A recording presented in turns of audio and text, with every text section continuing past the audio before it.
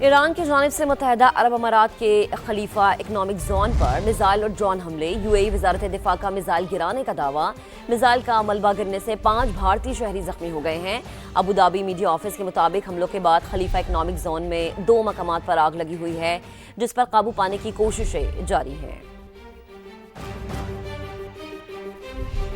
خبر شامل کرتے ہیں۔ بھارتی بارڈر فینسنگ ٹیم پر باغیوں کا حملہ ہوا ہے، متعدد فوجی ہلاک اور زخمی ہوئے ہیں۔ آسام رائفلز پر چانگلانگ کے علاقے میں فائرنگ کی گئی۔ بھارتی میڈیا کے مطابق میانمار بارڈر پر حفاظتی بار لگانے والی ٹیم حملے کی زد میں آ گئی۔ آسام رائفلز کی بارڈر فینسنگ ٹیم پانگساؤ پاس کے علاقے میں بارڈر پلر 172 کے قریب نشانہ بنی۔ مقامی اطلاعات کے مطابق کم از کم 4 بھارتی فوجی ہلاک اور متعدد زخمی ہوئے ہیں۔ KMS کے مطابق زخمی اہلکاروں کو طبی امداد کے لیے اسپتال منتقل کر دیا گیا ہے، جبکہ ناگا علیحدگی پسند گروپ نے حملے کی ذمہ داری بھی قبول کر لی ہے۔ بھارتی فوج نے علاقے میں سرچ اور سیکیورٹی آپریشن شروع کر دیا ہے۔ بھارتی میڈیا کے مطابق چانگلانگ ضلع ماضی میں بھی شورش اور بھارتی فوج کے باغیوں سے جھڑپوں کا مرکز رہا ہے۔ بھارت میانمار بارڈر فینسنگ منصوبے پر مقامی آبادی کی شدید مخالفت۔ KMS کے مطابق سرحدی بارڈ کا مقصد ناگا شناخت کو ختم کرنا ہے۔ مقامی آبادی کا احتجاج بھی کیا گیا ہے۔ بھارتی سیکیورٹی فورسز ناگالینڈ میں 800 سے زائد افراد کو ہلاک کر چکے ہیں۔ آپ کو اپڈیٹ کرتے چلے اس خبر سے متعلق۔ بھارتی بارڈر فینسنگ ٹیم پر باغیوں کا حملہ، متعدد فوجی ہلاک اور زخمی ہوئے ہیں۔ آسام رائفلز پر چانگلانگ کے علاقے میں فائرنگ کی گئی ہے، جبکہ میانمار بارڈر پر حفاظتی بار لگانے والی ٹیم حملے کی زد میں آ گئی ہے۔ تو آپ کو اس حوالے سے اپڈیٹ کر رہے ہیں۔ مقامی اطلاعات کے مطابق کم از کم 4 بھارتی فوجی ہلاک اور متعدد زخمی ہوئے ہیں۔ زخمی اہلکاروں کو طبی امداد کے لیے اسپتال منتقل کر دیا گیا ہے۔ خبر شامل کرتے ہیں۔ یمن کے حوثیوں نے اسرائیل پر میزائل داغنے کی تصدیق کر دی ہے۔ میزائل حملہ ایران، لبنان اور فلسطین میں اسرائیلی حملوں کا جواب ہے۔ یمنی حوثیوں کی جانب سے ایسا کہا گیا ہے۔ آپ کو اپڈیٹ کرتے چلے اس خبر سے متعلق۔ اہداف کے حصول تک اسرائیل کے خلاف آپریشن جاری رہے گا، یمنی حوثیوں کی جانب سے ایسا کہا گیا ہے۔ یمن کے حوثیوں نے اسرائیل پر میزائل داغنے کی تصدیق کر دی ہے۔ میزائل حملہ ایران، لبنان اور فلسطین میں اسرائیلی حملوں کا جواب ہے، یمنی حوثیوں کی جانب سے ایسا کہا گیا ہے۔ اہداف کے حصول تک اسرائیل کے خلاف آپریشن جاری رہے گا، یمنی حوثیوں کی جانب سے یہ خبر سامنے آئی ہے۔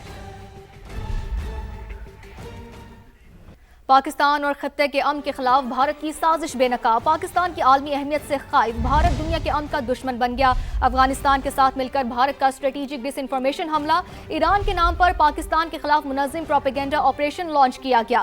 جعلی ایرانی شناخت کے ذریعے پاکستان میں نفرت پھیلانے کا بیانیہ گھڑنے کا انکشاف ہوا ہے۔ INN ایران نیوز اور ایران ٹی وی جیسے گوسٹ ایکس اکاؤنٹس کے ڈس انفارمیشن پھیلائی گئی، جبکہ پاکستان پر امریکہ کے لیے تیل ترسیل کا جھوٹا الزام لگا کر نفرت انگیز پروپیگنڈے کو بنیاد فراہم کی گئی۔ ایرانی شناخت رکھنے والے درجنوں اکاؤنٹس بھارت اور افغانستان سے آپریٹ کیے جا رہے ہیں۔ پاکستان کے خلاف مصنوعی ایرانی رد عمل افغانستان سے آپریٹ اکاؤنٹس کے ذریعے پھیلایا گیا۔ افغان نیٹ ورک کو بطور پرولیفریٹرز استعمال کرنے کا ثبوت بھی سامنے آ گیا ہے۔ بھارتی ڈس انفارمیشن حملے کا مقصد امن کوششوں کی کلیدی کردار پاکستان کو متنازع بنانا تھا۔ سازش میں ٹائمز آف ایران نیوز مرکزی پروپیگنڈا ہب قرار دیا گیا۔ پاکستان کے خلاف ڈس انفارمیشن مہم پر بات کرنے کے لیے ہمارے ساتھ ہیں بریگیڈیئر ریٹائرڈ بابر علاؤدین صاحب۔ بابر صاحب بہت شکریہ سما کے لیے وقت نکالے کا۔ بابر صاحب، پاکستان کے خلاف بھارت اور افغانستان کا گھناؤنا گٹھ جوڑ تو پہلے بھی کئی بار بے نقاب ہو چکا ہے، لیکن دشمن کی حالیہ ڈس انفارمیشن مہم کا بنیادی مقصد کیا ہے؟ آپ کیسے دیکھتے ہیں اسے؟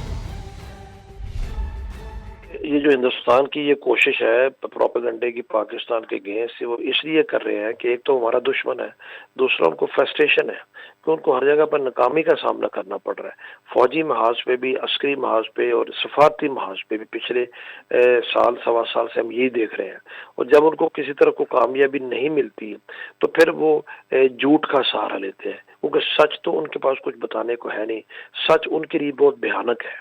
جھوٹ کا سہارا لیتے ہیں اور اس جھوٹ میں پھر جو کچھ وہ کر سکتے ہیں وہ کرتے ہیں۔ وہ بھی آج کل چونکہ افغانستان کی موجودہ حکومت ان کی کٹ پتلی ہے، ان کی پراکسی بنی ہوئی ہے، تو افغانستان کی زرزمین کو بھی یوز کر رہے ہیں، افغانستان کے تمام ریسورسز کو یوز کر رہے ہیں، اور بنیادی طور پر یہ جو مہم جس کی آپ نے بات کی ہے کہ یہ بے نقاب ہوئی، اس مہم کا تو بنیادی مقصد یہ تھا کہ پاکستان اور ایران کے درمیان غلط فہمیاں پیدا کی جائیں، کیونکہ پاکستان یہ جو جنگ اس وقت اس خطے میں جاری ہے امریکہ، ایران اور اسرائیل کی، اس کو بند کرانے میں اور صلح کے لیے کوششوں میں پاکستان فور فرنٹ پہ ہے، اور پوری دنیا پاکستان کے کردار کو سراہ رہی ہے۔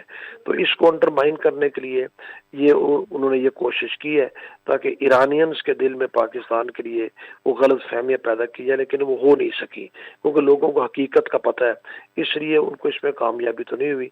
लेकिन इस तरह की मुहिम को हमें हर वक्त बेनकाम करना चाहिए और याद रखें ये मुहिम उनकी कोई अभी हो के ये नहीं कि कल रुक जाएगी।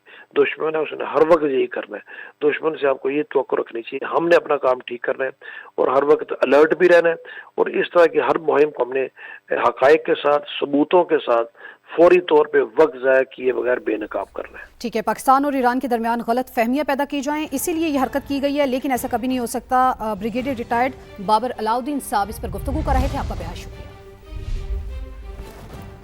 मछली की पैदावार, तहकीक और जदीद फार्मिंग के फरोग के लिए पंजाब हुकूमत का मेगा प्रोजेक्ट लाहौर में 5 अरब 61 करोड़ 32 लाख रुपए की लागत से एक्वा कल्चर बिजनेस हब कायम किया जाएगा। मजीद बात करते हैं, अब्बास नकवी ने हमें ज्वाइन किया है। अब्बास, इस हवाले से अपडेट कीजिएगा।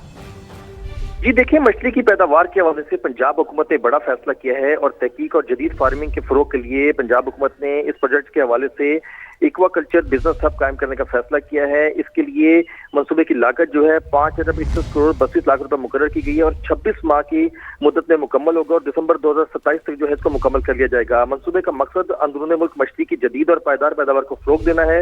एक मजबूत जदीद एक्वा कल्चर मरकज कायम करना है जहाँ तहकीक, तरबियत, पैदावार और अमली मुजाहरे की एक ही जगह पर दस्तियाब होंगे। इसके साथ साथ इस इक़दाम से न सिर्फ मछली के बीज, सीड की पैदावार में इजाफा होगा बल्कि जदीद टेक्नोलॉजी के जरिए बेहतर मियार की पैदावार भी यकीनी बनाई जा सकेगी, जबकि इसके साथ साथ एडमिनिस्ट्रेटिव ब्लॉक की तामीर की जाएगी जिसमें library, museum, laboratories, auditorium, दफातर, staff room और दीगर सहूलियात भी शामिल होंगी। ठीक है, मंसूबे को 26 माह में दिसंबर 2027 तक मुकम्मल किया जाएगा। अब्बास, बहुत शुक्रिया आपका।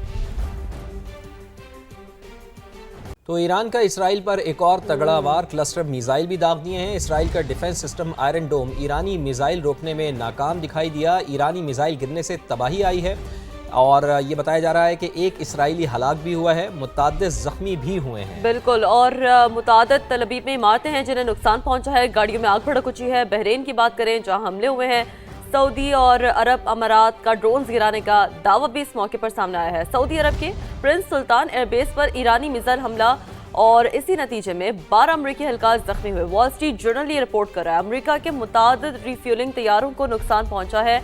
अमरीकी अखबार ये रिपोर्ट कर रहा है और बेस पर मौजूद अमरीकी तैयारे जुज़वी तौर पर मुतासर भी हुए हैं। तो ये रिसेंट डेवलपमेंट्स है जो सामने आ रही है। इसराइल और अमेरिका के भी ईरान पर हमले जारी है, यानी कि सिचुएशन बढ़ती जा रही है और ज़्यादा जो है वो गंभीर होती जा रही है। तेहरान और इस्फहान पर शदीद बमबारी हुई है, मुतअद्दिद अफराद के जख्मी होने की भी इतलात मौसूल हुई है। महराबाद एयरपोर्ट की बात करें जिसके करीब भी धमाकों की इतलात है, कुछ विजुअल्स हम भी आपको दिखा रहे हैं। आप देख सकते हैं इस वक्त कि ये वो इलाके हैं जो धमाकों से न सिर्फ गूंजे हैं बल्कि बखूबी तौर पर इसमें नजर आ रहा है कि कितना नुकसान पहुंचा है। बिल्कुल, नुकसान बहुत ज़्यादा हुआ है चूँकि इसराइल और अमेरिका के भी ईरान पर हमले जारी हैं। तेहरान के मनाजिर हैं, इस्फहान के मनाजिर हैं जहाँ शदीद बमबारी हुई है और मुतअद्दिद अफराद के जख्मी होने की भी और इत्तलात एटमी है। तंसीबात पर भी हमले का कुछ इल्ज़ाम जो कि ईरान ने इसराइल और अमेरिका पर आयद किया है कि एटमी तंसीबात पर हमले